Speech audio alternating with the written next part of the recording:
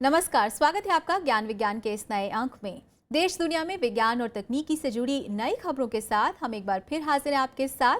आज के एपिसोड में हम बात करेंगे मीथेन के नए स्रोत से लेकर मलेरिया निरोधी नई दवाओं के बारे में। इनके अलावा आपको और भी दिलचस्प खबरें इस एपिसोड में देखने को मिलेंगी, लेकिन सबसे पहले आइए नजर डालते हैं इस हफ्ते की सुर्खियों पर। वायु प्रदूषण का बच्चों की सेहत पर खतरनाक असर, यूनिसेफ ने जारी किए चौंका देने वाले आंकड़े।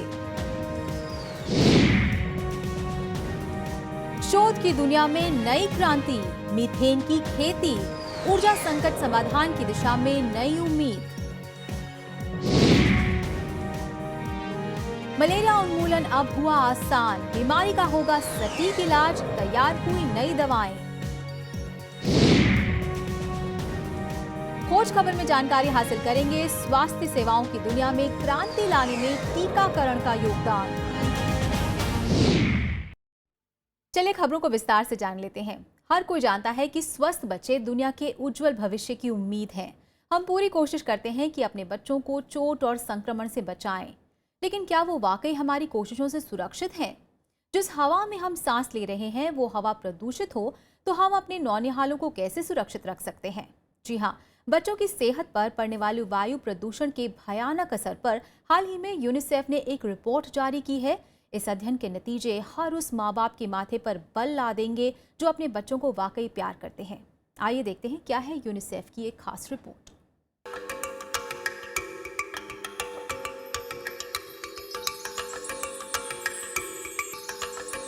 हवा में धुएं का गुबार और धुआं फैलाने वाले पटाखों का जारी सिलसिला। दिवाली के बाद भी पूरे देश भर में कुछ ऐसा ही आलम है।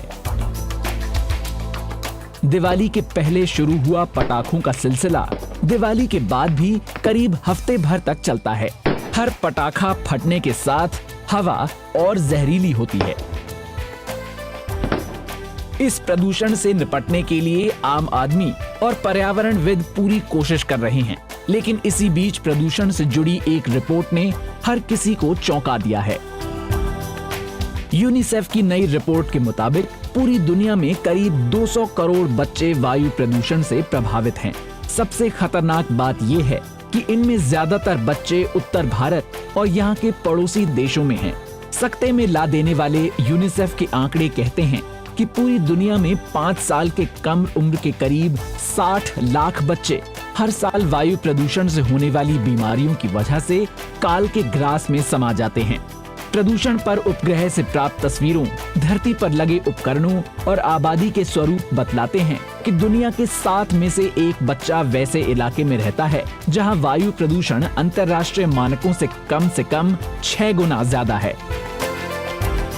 वायु प्रदूषण में सबसे अधिक योगदान होता है वाहनों से निकलने वाले धुएं, अवशेषों के जलने से निकलने वाले धुएं, धूल और कचरे को जलाने से उत्पन्न धुएं का। इस रिपोर्ट में प्रदूषण से बच्चों पर पड़ने वाले असर के बारे में विस्तार से बताया गया है। बच्चों पर प्रदूषण का असर अधिक होने की भी खास वजह है। वयस्कों की तुलना में बच्चे 2 गुनी रफ्तार से सांस लेते हैं, लिहाजा उनके फेफड़ों में वयस्कों की तुलना में 2 गुनी प्रदूषित हवा जाती है। जानकारों के मुताबिक वायु में स्थित प्रदूषण के कण न सिर्फ बच्चों के विकासशील फेफड़ों को प्रभावित करते हैं, बल्कि दिमाग से होने वाले रक्त प्रवाह पर भी असर डालते हैं और दिमाग का विकास स्थायी रूप से रोक देते हैं। लिहाजा उच्च प्रदूषण वाले इलाके में रहने वाले बच्चों का शारीरिक और मानसिक विकास तुलनात्मक दृष्टि से कम होता है। बच्चे दुनिया का भविष्य हैं। मोरक्को के माराकेश में होने वाले COP22 सम्मेलन से हफ्ते भर पहले आई रिपोर्ट से उम्मीद है कि वहां दुनिया भर के नेता वैश्विक स्तर पर प्रदूषण कम करने के उपायों पर जोर देंगे और बच्चों को प्रदूषण का शिकार होने से बचाएंगे।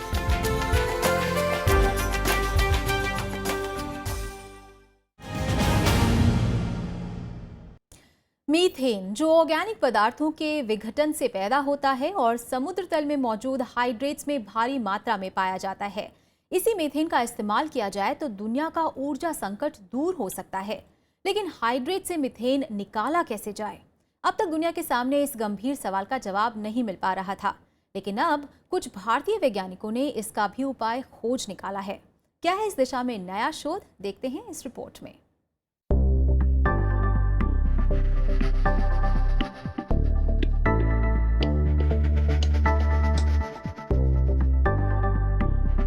ऊर्जा उत्पादन के लिए कोयले और पेट्रोलियम जैसे जीवाश्म ईंधन के स्रोत लगातार कम होते जा रहे हैं,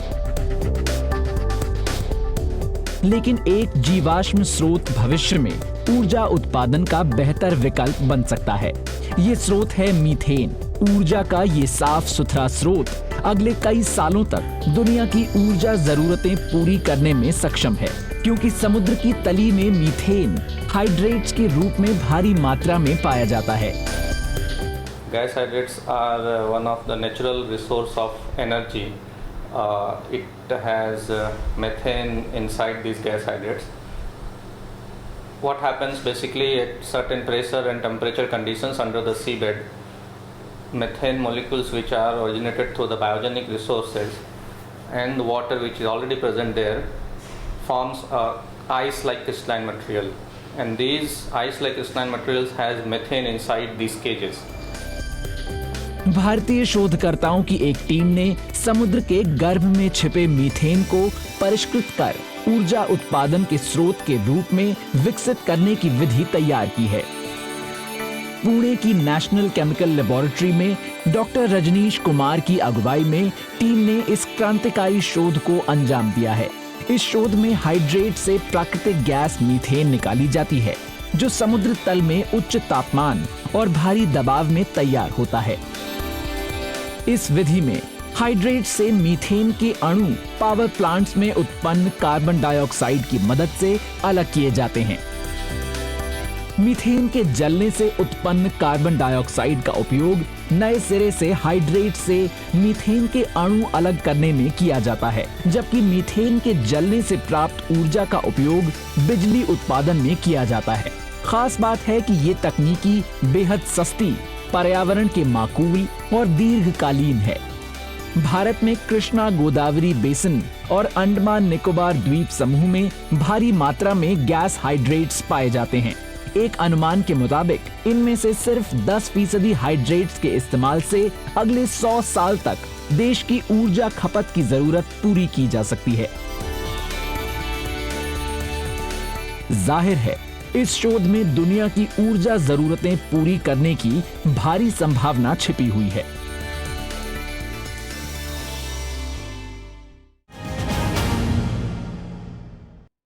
आर्टेमिसिनिन नामदौन नाम के पौधे की पत्तियां बनी दवा, जिसने मलेरिया उन्मूलन की दिशा में नई उम्मीद जगाई है। लेकिन इस दवा का उत्पादन सीमित है, क्योंकि एक तो इसे रासायनिक तरीके से परिष्कृत करना कठिन है, ऊपर से इस दवा का इकलौता स्रोत है नामदौन पौधा, जो बड़ा होने में खासा वक्त लगाता है। लेकिन अब इस समस्या का उपाय भी सामने आ गया है। विशेष रूप से तैयार किए गए तंबाकू के कुछ पौधे आर्टेमिसिनिन दवा की फैक्ट्री के रूप में काम कर सकते हैं। इस अध्ययन ने दुनिया भर में मलेरिया को नेस्तनाबूद करने की नई उम्मीद जगा दी है। इस खबर के बारे में विस्तार से जानकारी हासिल करते हैं इस रिपोर्ट में।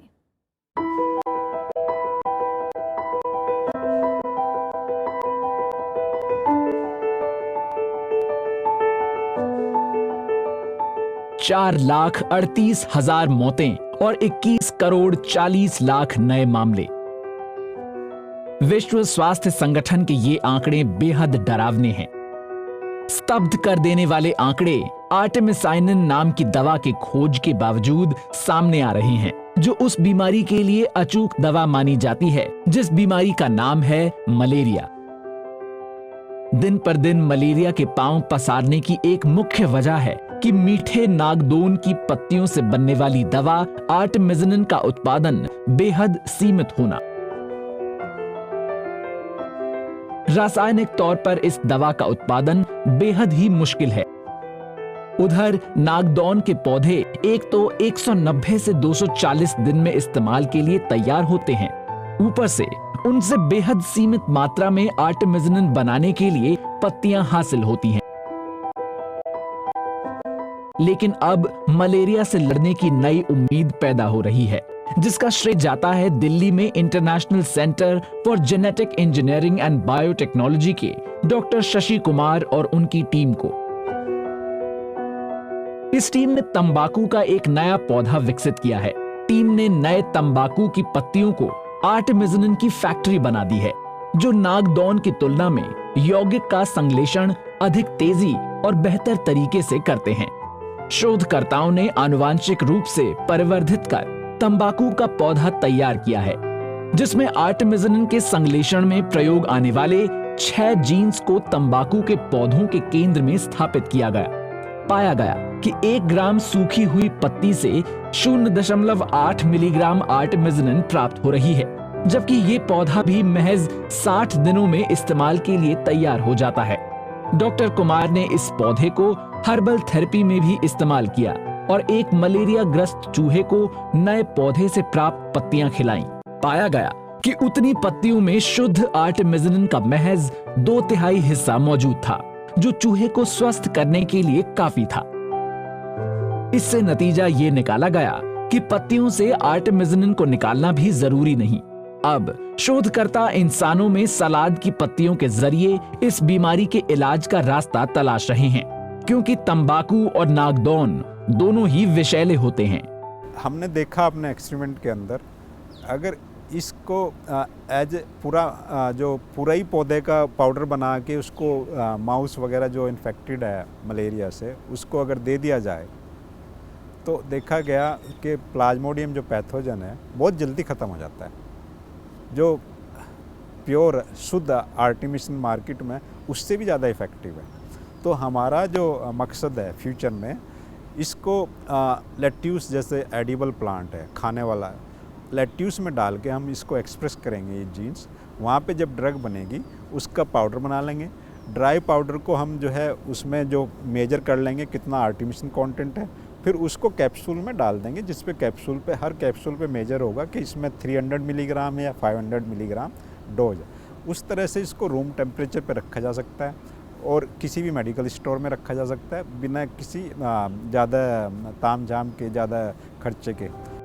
निश्चित रूप से इस शोध ने मलेरिया के इलाज की दिशा में नए रास्ते खोल दिए हैं। इस शोध को मॉलिक्यूलर प्लांट पत्रिका में छापा गया है।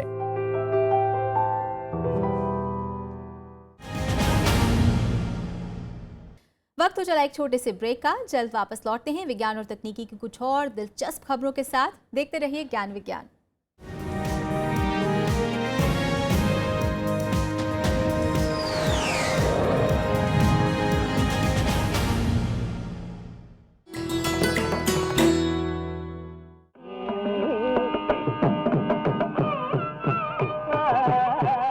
मदुरई सुब्बालक्ष्मी कर्नाटक शैली की मशहूर संगीतकार, संयुक्त राष्ट्र संघ सभा में संगीत प्रस्तुति देने वाली पहली भारतीय, भारत रत्न से सम्मानित पहली महिला संगीतज्ञ, रेमन मैगसेसे अवार्ड पाने वाली पहली भारतीय महिला। इसके अलावा वो पहली महिला रही जिन्हें संगीत कलानिधि के रूप में मिला कर्नाटक संगीत का सर्वोत्तम पुरस्कार। महात्मा गांधी, पंडित नेहरू और लता मंगेशकर को किया जाता है इनके प्रशंसकों में शुमार।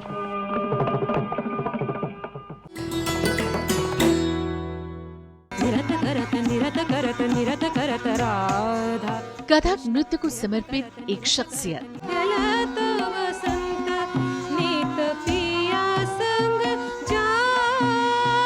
जो अपने आप में एक मिसाल है।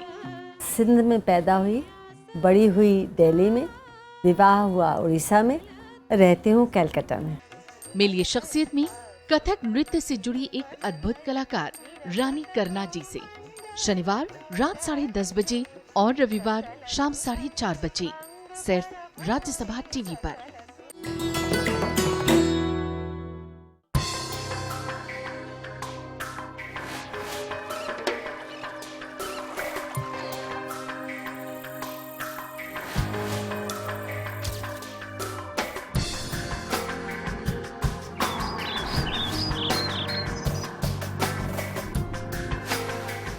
सुंदरबन दुनिया का सबसे बड़ा डेल्टा, वर्ल्ड हेरिटेज लिस्ट में शामिल। गंगा, ब्रह्मपुत्र और मेघना नदियों के दरमियान फैला लवणीय दलदली इलाका। करीब 9,500 वर्ग किलोमीटर खूबसूरत मैंग्रोव वन, 64 प्रजाति की वनस्पतियां, 6,000 इरावदी डॉल्फिन और 400 रॉयल बंगाल टाइगर बढ़ाते हैं जंगल की शान। यहाँ बड़ी तादाद में है सुंदरी पेड़, जिनसे मिला इसे सुंदरबन नाम।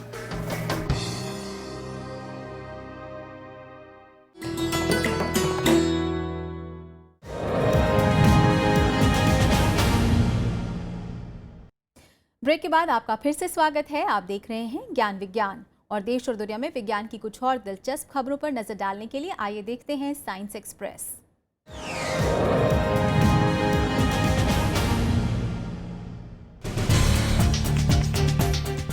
छात्रों में विज्ञान के प्रति रुचि बढ़ाने के मकसद से हाल में हरियाणा के भिवानी में इंस्पायर साइंस कैंप का आयोजन किया गया। कैंप का आयोजन चौधरी बंसीलाल विश्वविद्यालय ने किया था, जिसका उद्घाटन हरियाणा के राज्यपाल प्रोफेसर कप्तान सिंह सोलंकी ने किया। इस मौके पर ICMR के director general doctor Saumya Swaminathan समेत कई मशहूर हस्तियों ने अपने सारगर्भित भाषणों से छात्रों को विज्ञान के प्रति रुझान बढ़ाने के लिए प्रोत्साहित किया। यहाँ हम साइंस एग्जीबिशन के लिए आए हैं और ये बच्चों के लिए बहुत अच्छा है, अच्छी अपॉर्चुनिटी है बच्चों को आगे मोटिवेट करने के लिए और उन्हें सिखाने के लिए कि हम आगे क्या कर सकते हैं। ये हमें फुल्ली फ्यूचर के लिए कंसर्न करते हैं और फ्यूचर के बारे में बताते हैं। जैसे कि अभी एक प्रोफेसर ने हमें बताया था ट्यूबरक्लोसिस के बारे में कि ट्यूबरक्लोसिस कैसे होता है, उसके सिम्टम्स क्या होते हैं या वो कैसे फैलता है, उसका बचाव कैसे करना चाहिए। DST इंस्पायर साइंस कैंप कराने का हमारा उद्देश्य ये था कि ताकि यहाँ के बच्चों को साइंस के बारे में जानकारी मिले, वो विज्ञान के विषय को पढ़ें और विज्ञान को अपना कैरियर बनाएं। और मेरा ये मानना है कि देश का विकास साइंस के विकास से ही हो सकता है। और ये बच्चे ग्रामीण आंचल से आते हैं, इन्हें विज्ञान के बारे में ज़्यादा मालूम नहीं है। तो इस 5 दिन के इस कार्यक्रम का मेन जो उद्देश्य है तो इन बच्चों को साइंस की टेक्नोलॉजी से अवगत कराना, साइंस की जो एक्साइटमेंट है, साइंस के विषय में जो खोज हुई है, इन बच्चों को पता लगे कि हम किस विषय में हम अपनी साइंस की पढ़ाई कर सकें। 5 दिन के इस आयोजन में करीब 500 छात्रों ने हिस्सा लिया। नासा ने अंतरिक्ष विज्ञान के क्षेत्र में सबसे बड़ी उपलब्धियों में एक हासिल की है। नासा ने बताया है कि अंतरिक्ष के अध्ययन के लिए दुनिया का सबसे बड़ा टेलीस्कोप बनकर तैयार है। इस टेलीस्कोप का नाम जेम्स वेब स्पेस टेलीस्कोप है। इस टेलीस्कोप को तैयार करने में करीब 2 दशक का वक्त लगा है और ये नासा के 26 साल पुराने हबल स्पेस टेलीस्कोप की जगह लेगा। अक्टूबर 2018 में इसे फ्रेंच गयाना से आरियान 5 रॉकेट के जरिए अंतरिक्ष में भेजा जाएगा।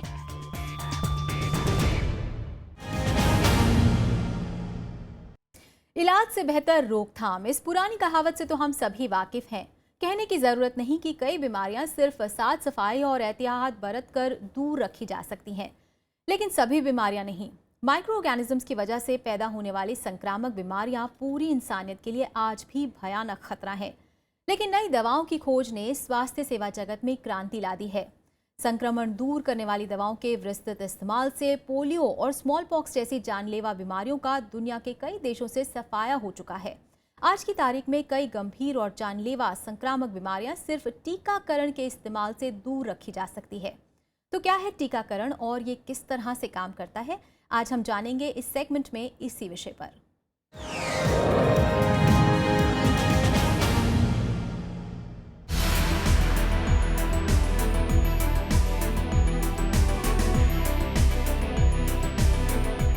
भले ही आज विश्व हर क्षेत्र में प्रगति की नई ऊंचाइयों को छू रहा है, लेकिन आज भी हम डेंगू, चिकनगुनिया या फिर मलेरिया जैसी घातक बीमारियों से खुद को बचा नहीं पाए हैं। हर साल ये बीमारियां लाखों लोगों को अपनी गिरफ्त में ले लेती हैं, जिनमें कई लोगों की हालत गंभीर होने पर उनकी मौत भी हो जाती है। यही वजह है कि आज दुनिया भर के वैज्ञानिक शोध में जुटे हैं ताकि इन बीमारियों से लड़ने के लिए वैक्सीन विकसित की जा सके। वैक्सीनेशन ही वो हथियार है जो लोगों को इन घातक बीमारियों से लड़ने में मदद कर सकता है। दरअसल आम जीवन में सांस लेने वाली हवा, भोजन या फिर पानी जो हम पीते हैं, इनके द्वारा कई ऐसे कीटाणु हैं जो हमारे शरीर में प्रवेश कर जाते हैं और यही कीटाणु हमारे शरीर में जाकर बीमारियों को जन्म देते हैं। जबकि दूसरी ओर हमारे शरीर में पाया जाने वाला इम्यून सिस्टम यानी कि प्रतिरक्षी तंत्र इन कीटाणुओं से लड़ाई कर हमें बीमारियों से बचाता है। लेकिन कभी कभी कमजोर इम्यून सिस्टम की वजह से कीटाणु हावी हो जाते हैं और हमारा शरीर बीमारी से ग्रस्त हो जाता है। ऐसे में मरीज को सही समय पर इलाज न मिले तो उसकी मृत्यु भी हो सकती है। इस स्थिति में शरीर का रोग प्रतिरक्षण यानी कि इम्यूनाइजेशन बेहद जरूरी है। इम्यूनाइजेशन एक ऐसी प्रक्रिया है जिसके द्वारा शरीर को विशेष बीमारियों से लड़ने की शक्ति प्रदान की जाती है और ये शरीर में इंजेक्शन या फिर मुंह के जरिए वैक्सीन को प्रवेश कराकर किया जाता है। इन वैक्सीन्स को विशेष प्रकार के द्रवों के द्वारा प्रयोगशालाओं में विकसित किया जाता है। ये एक बेहद ही जटिल प्रक्रिया होती है जिसमें बेहद कमजोर किए हुए कीटाणु या उनके अंश होते हैं। शरीर में पहुंचने पर ये सजीव लेकिन बेहद कमजोर कीटाणु संक्रामक रोग उत्पन्न नहीं कर पाते, लेकिन हमारा इम्यून सिस्टम तुरंत ही इन कीटाणुओं के प्रति कार्य करना शुरू कर देता है और तुरंत ही एंटीबॉडीज उत्पन्न कर लेता है। एंटीबॉडीज हमारे शरीर के लिए सुरक्षा तंत्र की तरह कार्य करते हैं और हमारे शरीर को उस विशेष बीमारी के प्रति सुरक्षा प्रदान करते हैं। इस प्रकार ये एंटीबॉडीज शरीर में संग्रहित हो जाते हैं और भविष्य में जब कभी भी उस बीमारी के वास्तविक कीटाणुओं के संपर्क में आते हैं तो इम्यूनाइजेशन की वजह से बीमारी को काबू करने में सफल हो जाते हैं। लेकिन कभी कभी कीटाणुओं का आक्रमण इतना जल्दी और गंभीर होता है कि एंटीबॉडीज उत्पन्न करने का समय नहीं मिल पाता। ऐसी स्थिति में इम्यूनोग्लोबुलिन्स के रूप में पहले से निर्मित एंटीबॉडीज देनी पड़ती हैं। इन्हें एंटी सीरम भी कहते हैं। फिलहाल ये वैक्सीनेशन का ही नतीजा है जो आज टीबी, पोलियो, टेटनस, खसरा, हैजा, पीलिया, टाइफॉइड और चिकन पॉक्स जैसी कई बीमारियों पर काबू पाया जा चुका है। भारत ने इसी दिशा में सफलता हासिल करते हुए डायरिया के लिए रोटा वैक्सीन विकसित की है, जिसका सफलतापूर्वक कई राज्यों में उपयोग किया जा रहा है। इस वैक्सीन को विज्ञान एवं प्रौद्योगिकी विभाग ने विदेशी और भारत के ही कई संस्थानों के सहयोग से विकसित किया है। इस वैक्सीन के रूप में 3 डोज बनाए गए हैं, जिन्हें भारत बायोटेक द्वारा विकसित और टेस्ट किया गया है। इस वैक्सीन द्वारा हर साल होने वाली लगभग 80,000 बच्चों की मौतों को काफी हद तक काबू किया जा रहा है। वहीं दूसरी ओर पोलियो वैक्सीन द्वारा भारत के कई राज्यों को पोलियो मुक्त करने में काफी सफलता हासिल हुई है, जबकि बच्चों में ही बीमारियां पैदा करने वाले रूबेला वायरस के लिए भी भारत में वैक्सीन विकसित की जा रही है, जो जल्द ही आम लोगों तक पहुंचने वाली है। इसके अलावा भारत में डेंगू की पहचान करने वाली किट विकसित की जा चुकी है, जो पहले दिन ही डेंगू की पहचान करने में सक्षम है। इस किट का वर्ष 2009 से उपयोग किया जा रहा है। वहीं इस किट को विकसित करने वाले वैज्ञानिकों का दावा है कि अगले 5 सालों में डेंगू के लिए वैक्सीन भी विकसित कर ली जाएगी। कहना गलत नहीं होगा कि बीमारियों के बढ़ने के साथ साथ वैक्सीन्स का दायरा भी बढ़ा है। उम्मीद है कि आने वाले सालों में वैज्ञानिक अपने शोधों द्वारा जानलेवा बीमारियों की वैक्सीन्स विकसित कर दुनिया को एक स्वस्थ भविष्य देंगे।